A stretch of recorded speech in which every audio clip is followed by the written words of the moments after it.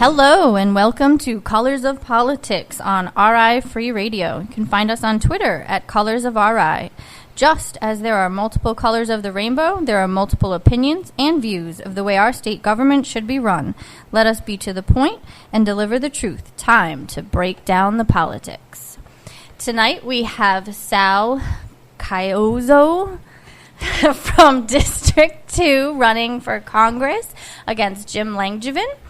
And why don't you introduce yourself and summary of your platform to start with. Summary of my platform. Well, I'm Sal, and I'm quite simple. I'm here to fight for everybody. Through the years, Rhode Island has not had enough representation in Washington, D.C. I don't care what anybody says. With the stuff that I've seen going on, Rhode Island may be a small state, but it needs a lot more representation in Washington. It needs a lot more funding from Washington.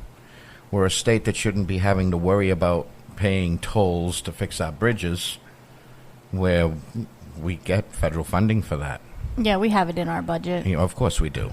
So I just wonder where that's going to, and why there's no clarifications to it, and no transparency.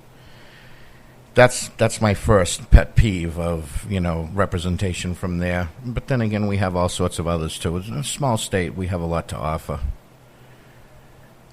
This is actually my first time. A lot of people think I'm nuts, but that's okay. Your first time running, you mean by that? Yeah, this is my first time actually going into the political field. But I don't look at myself as a politician. I'm more so of a public servant.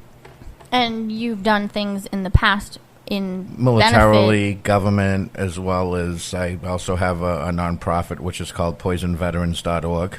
I've done a lot for veterans.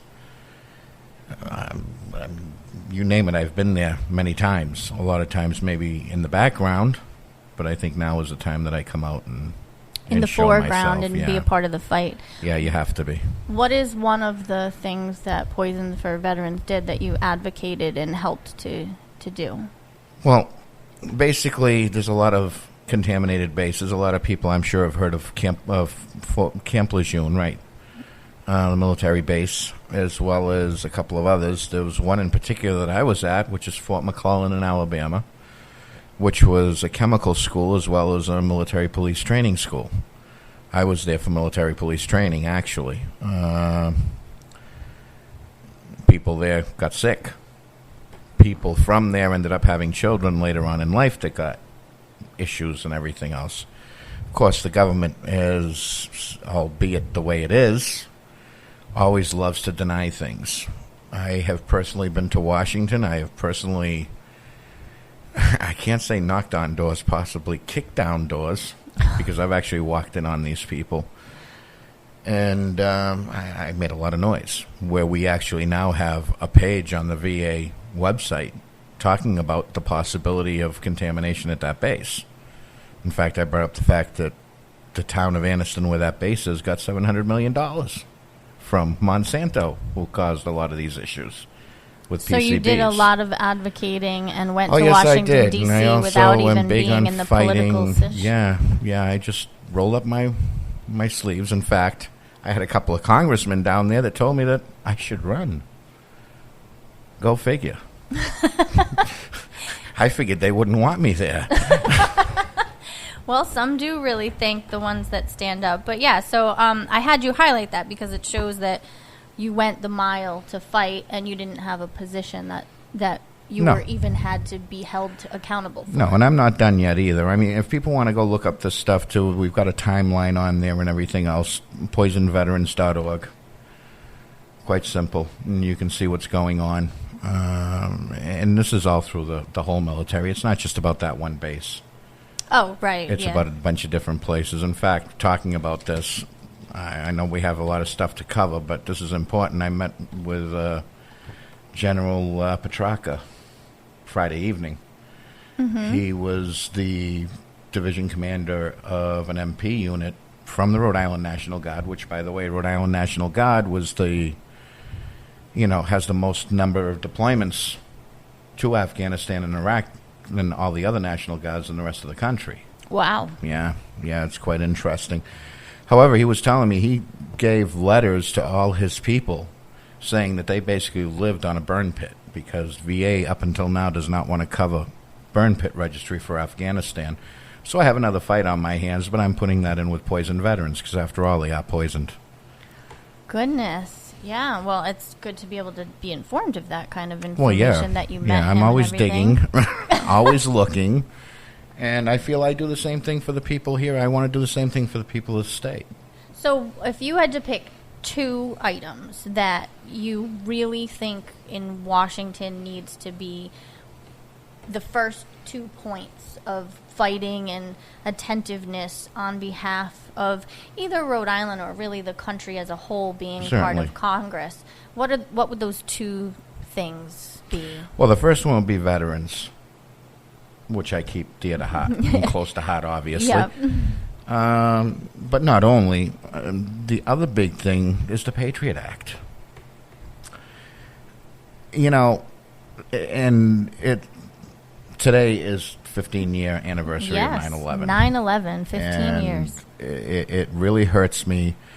I was actually in Italy. That's where I was stationed at the time when this happened and all this stuff went down. And I was able to look at it in a different type of way than everybody here back at home. Why do you say that? What? Well, here, you were here, and you saw everything that was going on. And there, I was there, and I was in the comm shack, and I was listening to all the stuff that was going on. A lot of stuff that I heard is stuff none of you guys, I'm sure, never will ever hear in your life. You know, the communications that were going back and forth and everything else. And let me tell you something. I will never forget that day. And I'm sure you won't either. Yeah, I don't remember anything about that day. Well, I can't say anything, but I'm not one of those people that remembers exactly where I was. My son was born 2 weeks later. Yes, so we can imagine what you were going through with that. Huge and pregnant and no memory. Yeah. Okay. Anyway, as I was saying, I looked at this whole thing differently. I know that back home people, you know, there was the flag waving and everything else. There was a lot of respect towards one another. And it was throughout the whole country. I kind of wish that would still continue on. People need to remember that. Where instead we've been divided. There's a lot of division. And most of this division was caused by the Patriot Act, by the way. With all these new laws, I mean, they're doing away with our Fourth Amendment, which is search and seizure. Mm-hmm. Yeah, they can. I read that if you check out too many books at the library, because now all that's electronic, that they can deem that suspicious and look further into you because of what books you're reading at the library. Yeah, well, you see, I understand some of these things that these people were doing, such as, well, yeah, we might have these people here already. Okay, that's all well and good. But if you are an American citizen, you have this thing called the Constitution that backs you. And you also have due process. Oh, yeah. You just can't Everybody turn around and deserves detain someone because we think you're a terrorist. No. I'm an American citizen. You can't do that. Yeah, and what is that? There's a term, and I should know it, but I don't know it offhand, where if they classify you under that term, all of your regular liberties as a U.S. citizen go out the window, and they can question and detain and everything as if you are a terrorist if they classify you by that word that I'm totally blank on. I don't know the word. That's an enemy combatant. Okay. Enemy combatant. But an enemy combatant is when you're at war. Apparently, to your point, that doesn't matter anymore. Well, it does to me. It sounds right, though. I remember enemy combatant. Yeah, if you are classified under that, then I can understand a non-citizen being an enemy combatant. I can understand a citizen being someone who might have just got a little screwed up and everything else, and perhaps needs some bit of help, being brainwashed or what have you. But you just can't do this to everybody. You can't go kick down everybody's doors. No, we do deserve the rights. And there's not, going back on what I just said, you don't have to do a lot to get classified as that enemy combatant. Well, wasn't it just a thing with the gun bill? They wanted to put the people on the no-fly list. Yeah, which you on that, and it's like, and you don't even know if you're on it and why you're on it. And there's no full due structure process to that list. In fact, I wrote about that, and that actually made it down to Congress. When I turned around, I said, "Listen, there's no due process to this. You can't do this. Yeah, it's completely against what our founding fathers wanted for us. It's against the law." Yeah, unfortunately, there's a lot of things Congress does now that don't coincide with the Constitution. Okay, brain aneurysm. Listen, this is why I'm running. Because we do have that piece of parchment. And we do have what's called common sense. And we do have This Is America. And we do have the Twin Towers being attacked 15 years ago. And we also do have that we have to remember that why are we being so nice to these people after they did what they did, and we're afraid to say anything. What do you mean by being too nice to them? What are we doing? Well, if you say something about Islamists, now you're an Islamophobe.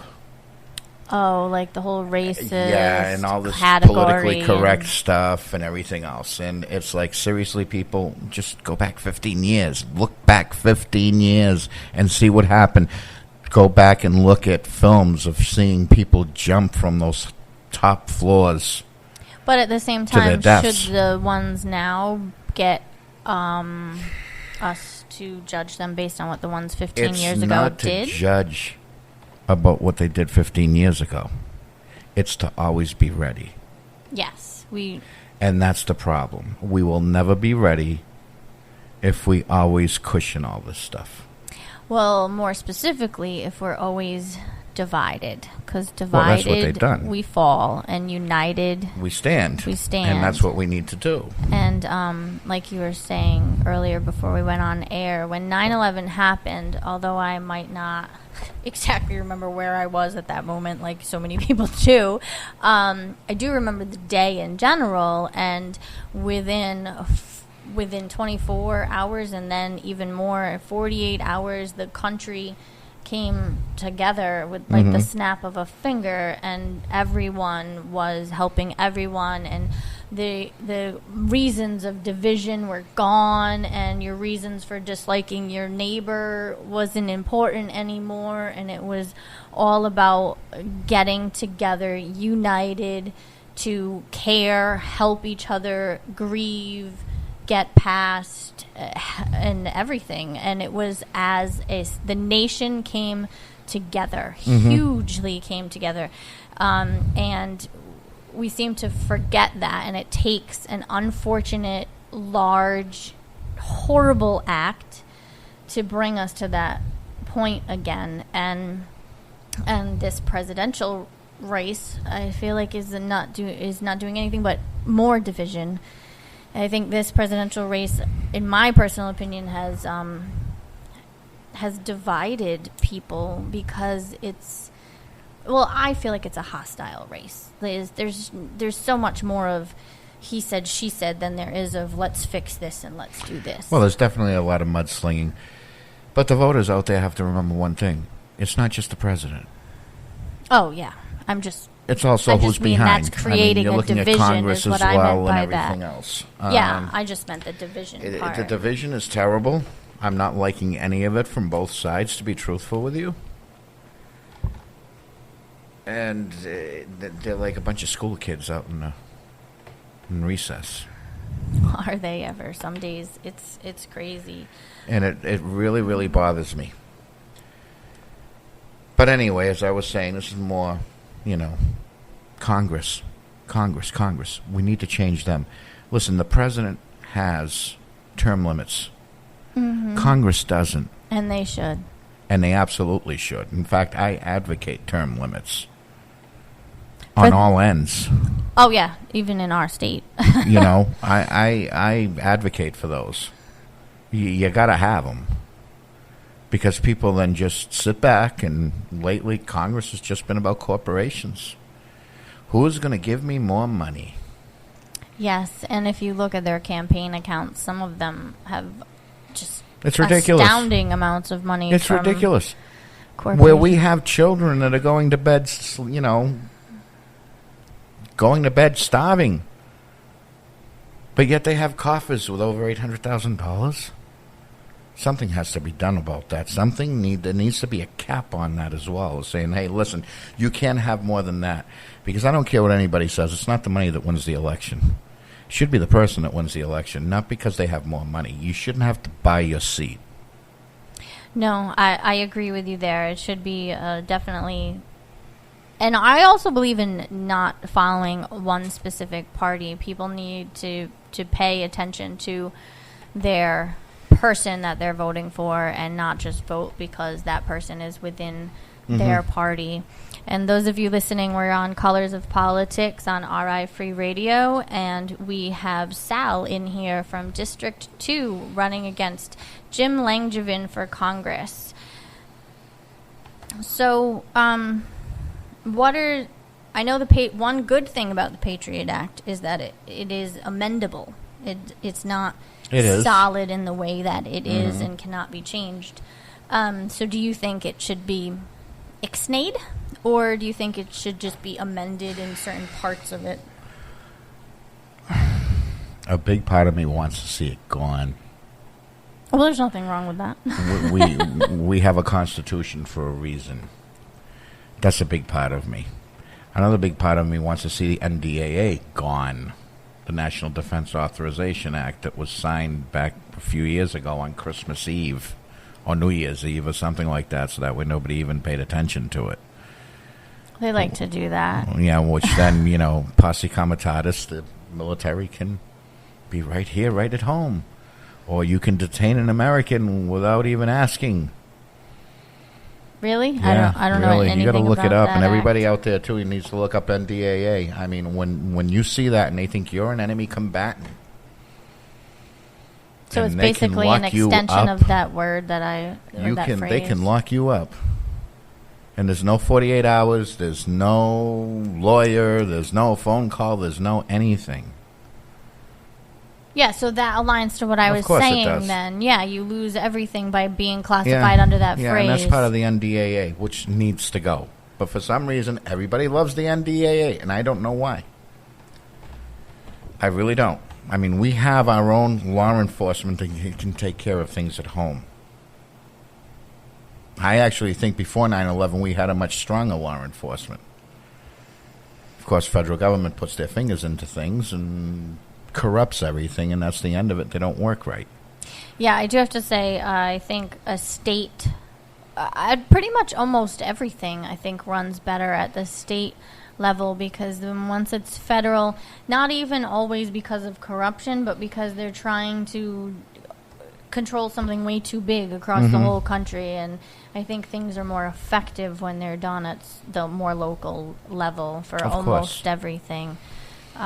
Definitely. And for anybody listening in regards to the Patriot Act, too, there's actually a website directly, patriotact.com, where you can look up more specifics of it. It was signed into law in October of 2001, approximately 1 month after the 9/11 attacks. The beginning of the end. Of liberties, that is. Yes. And just to pay tribute to everyone out there 15 years ago, whether you were donating to help, whether you were on site in New York physically helping, or whatever you were doing in any way, shape, or form, definitely continue to know that you are appreciated across the nation. Yes, they most certainly are. For helping in what happened on that day. Another big thing, too, is a lot of the first responders in New York City, actually others, too, that came down from different states, different towns, and everything they came to from help. all over. 15 years later, they have a lot of health issues. Yes, from what was in that rubble. And so some of that's them another didn't thing that properly, needs to be... Some of them ran in well, to some just of them help couldn't so even... fast. Yeah, and even proper ventilation didn't even help some of the people that were there afterwards cleaning up. I mean, that's how horrendous it was. Yeah, it's definitely... and I know I remember reading that people, and especially the local firefighters, some of them didn't even fully suit or didn't have an oxygen tank. they just ran. Yeah, they just ran, and which is understandable as well. You know, I mean, you've got the people who run away from something, which is usually a huge crowd, and then you get the few who run into something. Mm-hmm. You know, I'm one of those, by the way. I'll run into something rather than run away from it. We need to help your fellow human being. Yes, we do. And on that, and even in fire related, we actually just had a 17-year-old in Rhode Island in West Greenwich, Exeter, pull a woman from a car catching on fire before any paramedics or personnel were on scene. And that was wonderful. So, I mean, that kid should be given some type of civilian medal. Well, he got recognized. I don't know about a medal, but he did get recognized for what he did. So, if I was in office already, he'd be getting a citation. But anyway, because we need more and more people like that. Yeah, definitely. I mean, but it is personality. There's also nothing wrong with those that are too scared to do it. Mm-hmm. No, there's people who are altruistic. And they go above and beyond, and those people need to be acknowledged. Yes, that's the word. Thank you. No problem. And just as some humor, as I was mentioning before we went on air, and I was trying to search for some information on this Patriot Act through the Congress.gov website, and up pops a sponsored bill by David Cicilline for a resolution congratulating the New York Patriots on a victory for the Super Bowl. So yeah, we decided we needed to, one of our, now not Jim Langevin, not your district, but it's still a Rhode Island congressman decided that we needed to use our Congress time to acknowledge a football team. You know, the ones that already make millions the New of dollars. England Patriots, yes. Yes, the ones that already make millions of dollars. Let's acknowledge them, and let's not worry about anybody else, because everything's going to be fine. Gee, Dave, how much money did they give you to do that? Because they can afford it. Yeah, it's just, I just, when I came across that after searching, I was like, oh, this is priceless, you know, because and don't get me wrong, they do work out there. They get hit. Those guys sometimes get some serious injuries, but I'm sorry, I just can't agree that Congress needs to be acknowledging a football team. Yeah. And all you New England Patriots fans out there, don't hate me for that. I just don't think Congress needs to acknowledge them. They do good, and they win more than any other football team. They do. But we don't, I just can't see why that should be a sponsored bill through Congress. Is there a particular, do you see any pro to the Patriot Act? And you did already mention that you'd like to see the whole thing gone, so I assume your answer might very well be no. But is there anything positive that you do see from that? You know, depending who you talk to, people are going to look at it differently. I just see negative from it. I don't think it's right that people can actually listen to my phone conversations without me being suspect of anything. And, you know, I used to say this stuff years ago, and people used to look at me like I had 4 heads. And then all of a sudden the truth came out, and it was like, wow, you were right. How did you know? Well, gee, I don't know. I guess a little birdie told me from way back when. But this stuff's been going on forever, people. It's been going on forever, and it's getting worse. And the more we let it go, the worse it's going to get. Yeah, we do have to pay attention to what's happening just as much at our local level as at the congressional level, because it affects us. And we need to make sure. And we're only 2 days away from the state primary. Yeah. So get out there and vote. And if you're not registered to vote, you still need to register. You won't be able to vote in for the primary, but you'll be able to vote for the general. You can vote in November for the general as long as you do it by October 8th. You register by October 8th. You can vote for November 8th in the general. And I learned yesterday, actually, that there's multiple people, so just to inform you guys, that think if you vote, you're supposed to vote for everything on the ticket. So there's some people out there that don't vote because you think it's too overwhelming. You can vote for only what you want to. So if you don't want to vote for the presidential race whatsoever, you don't have to. You can only vote for your town stuff if you want to focus on that. You can pick any part of that ticket, and you can vote for what you want and leave the rest blank. You're not required to vote on the whole thing. Yes, but above all, remember me. Which is who? Sal Caiozzo, a Salvatore, actually. That's how it's going to be on the ballot. Oh, that's how it's written on the ballot? Okay. Yep. So that's District 2 against Langevin, which Langevin will actually be in a Democratic primary on the 13th. Yeah.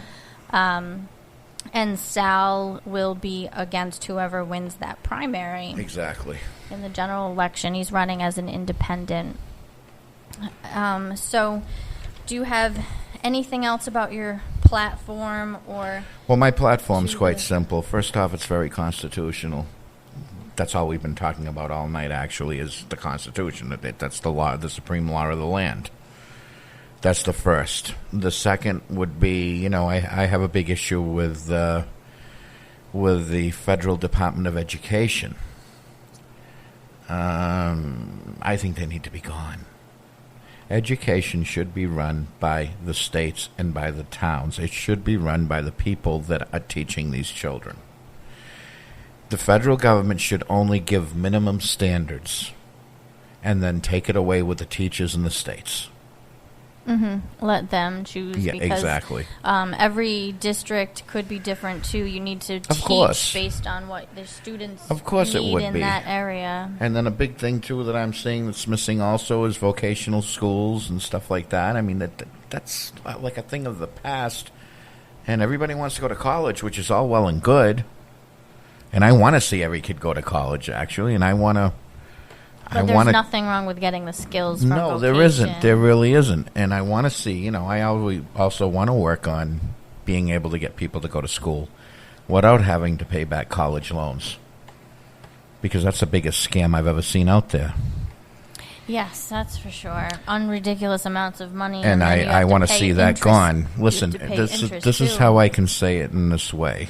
I see we only got a couple of minutes left. So, in closing, my feelings are this. Charity starts at home. We need to start cutting back on foreign aid.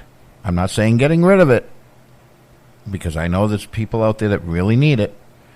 But we have a lot of people at home that really need it. We have children that need to go to school, to go to college. We have children that need to eat at night before going to bed. We have people that aren't working and not making living wages. We need to fix home. I want to fix Rhode Island. I'm going to need everybody's help out there in order to let me fix it. How can they get a hold of you? Where can they find you? They can go to roadiefirst.com. That's my website. And there's a contact thing there, or they can go to Sal for Congress. It's Sal, F-O-R, Congress at gmail.com. They can email me there. Look me up on Facebook. You're Sal for Congress on Twitter, too, aren't you? Yeah, I am. And Facebook as well, at Sal for Congress on Facebook as well. Look, I want to fight. I have it in me, and I have to do this. And so we just need to get you in there. So exactly. Everybody in District 2. And if you don't know your district, if you haven't really done this before, sos.ri.gov. Figure out where you are. District 2 is pretty much all of southern Rhode Island and does... Well, it goes up to Burrillville. Yeah, but it's definitely all of southern Rhode Island. It's part of Providence. It's got a weird kind of cut to it, but... But so you can figure it out when you punch in your address. The Secretary of State site will confirm if you're unsure if you're District 1 or 2. But if you're in Congressional District, County, right. Yeah, but Kent County, Kent Washington County, you're definitely in District 2, and Sal is running. And so You're listening to Colors of Politics on RI Free Radio. You can find us at Colors of RI on Twitter, Colors of RI on Facebook, and rifreeradio.org. Thank you for listening, and we'll hear you next time. Have a good night.